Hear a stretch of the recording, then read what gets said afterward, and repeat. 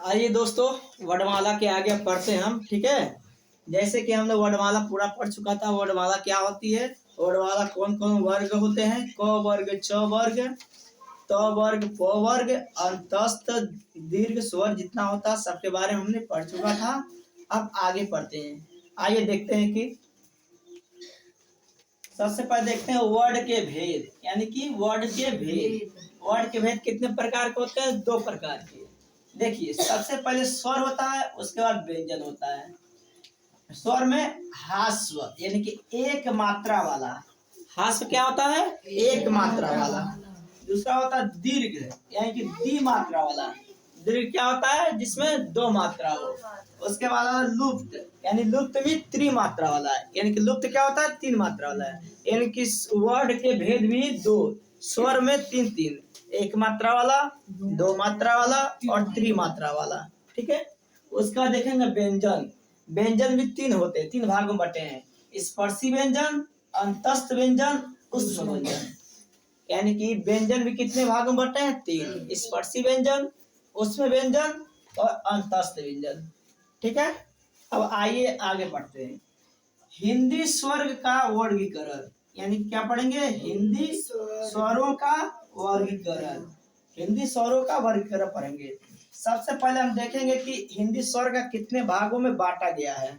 ठीक, इतनी क्या क्या, यानी उत्पत्ति के आधार पर। पहला पढ़ेंगे हम उत्पत्ति के आधार पर। दूसरा पढ़ेंगे हम मात्रा के आधार पर। दूसरा किस भागों में बांटा गया है? मात्रा के आधार पर।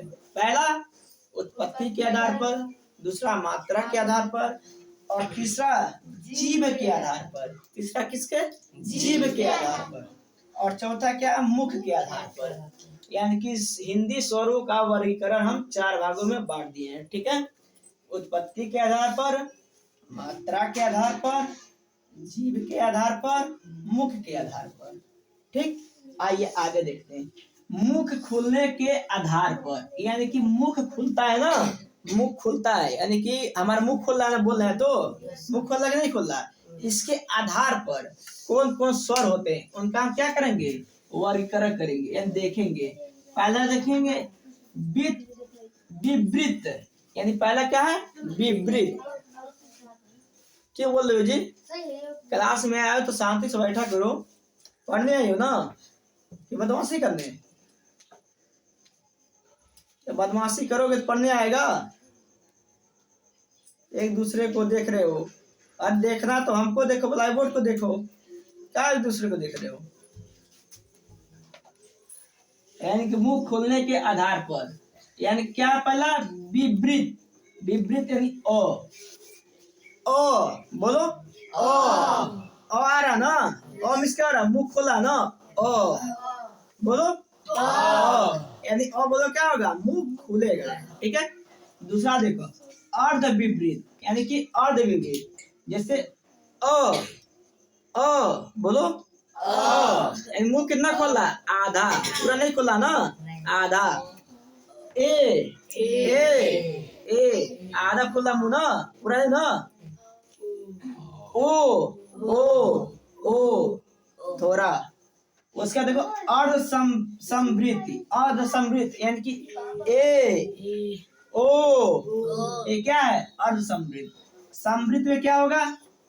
ई मुंह खोला ना, ई बड़ी, ऊ मुंह खोला ना। ये सब क्या है? मुंह खोलने के आधार पर स्वरों का क्या है? वर्गीकरण। इन सब स्वर को बोलोगे तो क्या करेगा? तुम्हारा मुंह खोलेगा। ठीक है, वो लड़की उसको क्या देख रही है? देखना इधर देख, पढ़ने आई हो। जीव की उत्पत्ति के आधार पर, यानी कि जीव, ये हमारा जीव है ना, ये क्या है? जीव। इसके आधार पर कौन कौन स्वर बोला जाता है उसको हम देखेंगे। ठीक है, किसके आधार पर?